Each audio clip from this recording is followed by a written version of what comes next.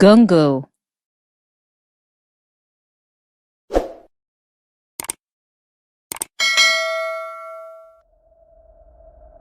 With the weight of two worlds on her shoulders, she must rise, because when hope fades, she's the only chance for peace.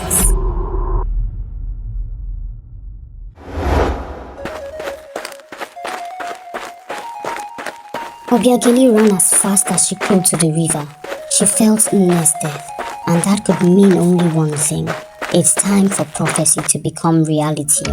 She saw the priestess and Omalicha in her mermaid form. She was stunned by her daughter's beauty and was filled with so much pride. But there were more pressing issues. Nne is dead, she said breathlessly. We know, the priestess said somberly. What do we do now? Obiageli asked. Mom, priestess, thank you for everything, but this next part has to be done by only me, Omalicha said. What are you talking about? Obiageli asked her. I mean, it's just like the priestess said. You can't follow me. Bye, Mom. I promise I'll be back, Omalicha said, disappearing into the water, swiftly swimming through portals of the water world, like she's been doing it all her lifetime. As she swam, she kept asking herself what she was going to do upon arrival. But she didn't have enough time to think about it as she saw a bright light ahead, drawing her in. When she was on the other side, she saw the water world in chaos. The pandemonium was great, and it seemed to be like a full-on fight was about to break out. The rebel faction by the left and the loyal faction by the right, their hands glowing with magic. The leaders of both factions swam forward. This cannot be the way. Not only did you plan on eradicating our terrestrial counterparts, you also killed the Queen Mother? The leader of the loyal faction said, her voice heavy with anger. There was no other way to end this madness the humans have brought upon us. Our brethren in the poles are dying. Global warming, dumping oils in the sea, islands of plastic, loss of aquatic life, near extinction, contamination. We can't let it go on, the leader of the rebel faction said, his voice heavy with anger too. I understand your anger, but do you think the best way to resolve this is by killing our queen? The loyal faction asked. Yes, she was in the way of our success, the rebel faction replied. Then you leave us no choice, brother, the leader of the loyal faction said, signaling the start of a war.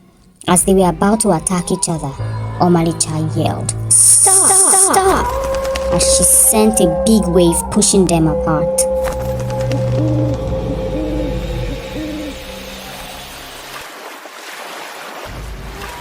She swam to the middle, in between the warring parties. I have observed the whole situation, and it's really tricky and sad, she said calmly. The people of the water world looked at her in fear and surprise, for she was a spitting image of her mother, their queen.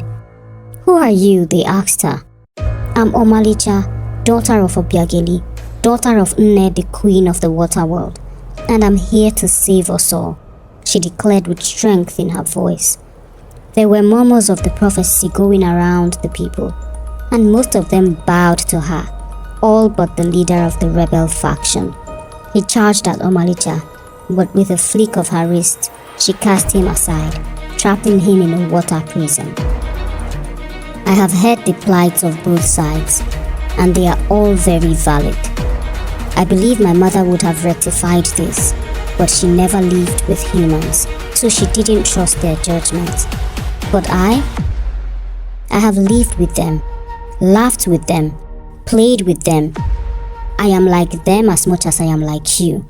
I live the experiences of both worlds, and will see to it that a solution that benefits both races will be reached. There was lots of cheering. She swam to the surface and projected her consciousness to every part of the world. Hear me, humans. Your carelessness almost caused your extinction. The earth is alive and breathing, just like you. You cannot harm her and expect to walk scot-free.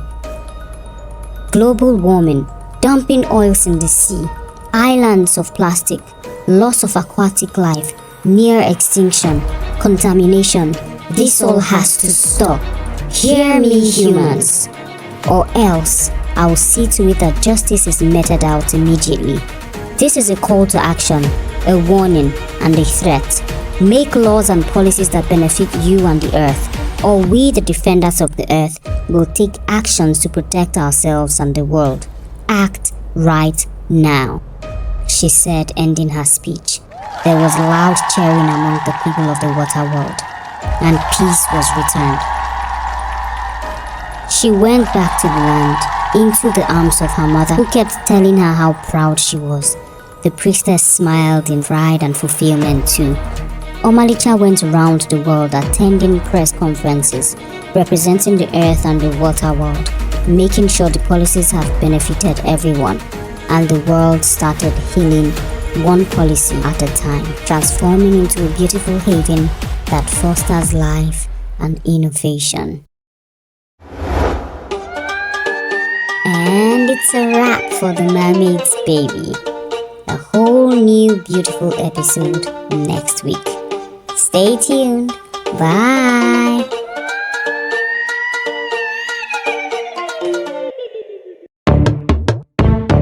Gongo.